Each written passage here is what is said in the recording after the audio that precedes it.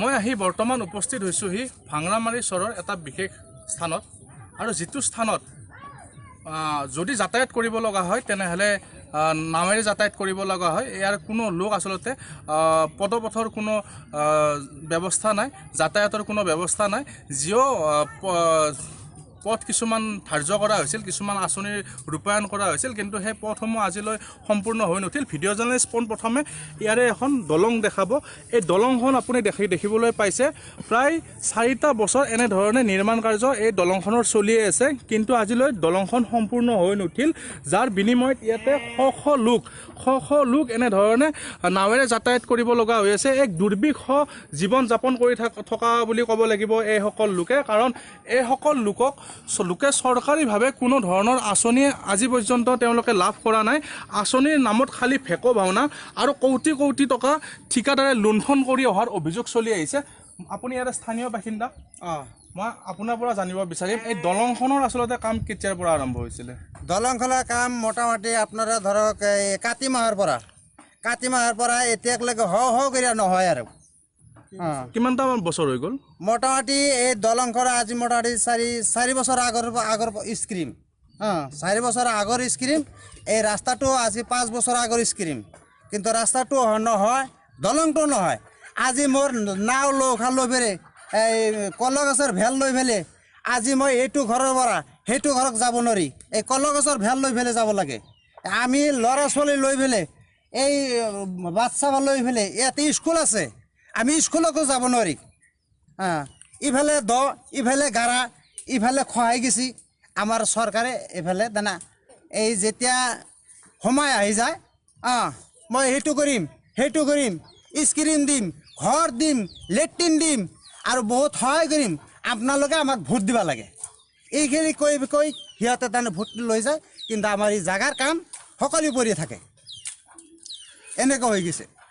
বিভিন্ন সময়ছোৱাত আপোনাৰ ওচৰলৈ আহিছোঁ, বিভিন্ন সময়ছোৱাত বৰ্তমান চৰকাৰখনে বিভিন্ন আঁচনিৰ কথা উল্লেখ কৰি আহিছে।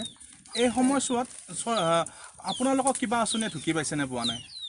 নাই, এই চাওক, আপোনালোকৰ মিডিয়াৰ জৰিয়তে এইখিনি কথা জনাবলৈ আমি হয়তো সুখী হ'ম যে ইয়াত যিবিলাক কাম হয়তো চলি আছে, ইয়াত ধৰক স্বয়ম আঁচনি বা অৰুণোদয় আঁচনি বা এনৰেগাৰ আঁচনি, এইবিলাক কাম ইয়াত চলি আছে। কিন্তু আমি যিমান সফলতা পাব লাগিছিল ঠিক সেইখিনি আমি আজিলৈকে সফলতামুখ দেখা পোৱা নাই। আমি চৰ-চাপৰিৰ মানুহ, আমাৰ দুখ বেদনাবিলাক সাধাৰণতে সকলোৱে বুজিও নাপায়। কিন্তু চাওক, আপোনালোকেও জানে, এইমাত্ৰ যে টুলুঙা নাৱৰ জৰিয়তে আপোনালোকে অহা যোৱা কৰিলে, আপুনি নিজেই বহি আহিল, কিন্তু আমি সাধাৰণ সৰু সৰু ল'ৰা ছোৱালীবিলাক লৈ অহা যোৱা কৰিব লাগে। তামাম ৰিক্সৰ মাজত আমাৰ এইফালে স্কুলত অহা যোৱা কৰিব লাগে। আমাৰ এইটো যে ভাংনামাৰী IB চকৰ পৰা ভাংনামাৰী পাৰঘাট, মুকালমাৰ পাৰঘাট যিটো, এইটো আমাৰ মেইন ৰাস্তা। এই ৰাস্তাটো জৰাজীৰ্ণ অৱস্থা নিশ্চয় আপোনালোকেও চালে যে কেনেকৈ আমি অহা যোৱা কৰিব লাগে। গতিকে আমি ভাবোঁ, চৰকাৰক অনুৰোধ কৰোঁ যাতে আমাৰ এইবিলাক যিবিলাক চৰ-চাপৰি যিবিলাক ৰাস্তা ঘাট নথবা অন্যান্য সা সুবিধা এইবিলাক আমাক দিয়ে আৰু আমাৰ সমস্যাবিলাক সমাধান কৰে।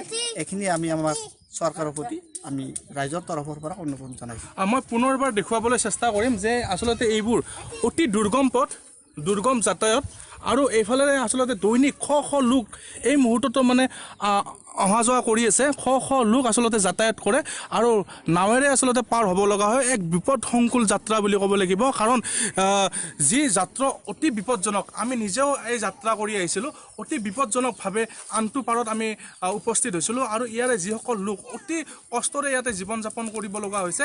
চৰ অঞ্চলৰ এনেকুৱা বহু অঞ্চল আছে যিসকল অতি পিছপৰা, বৰ্তমানৰ কোনো আঁচনি যথেষ্ট আঁচনি, কোটি কোটি টকাৰ আঁচনি আচলতে ইয়াতে ৰূপায়ণ হয়, কিন্তু আঁচনিৰ নামত সকলো ভেকো ভাওনা, কোনো ধৰণৰ কাম নহয়।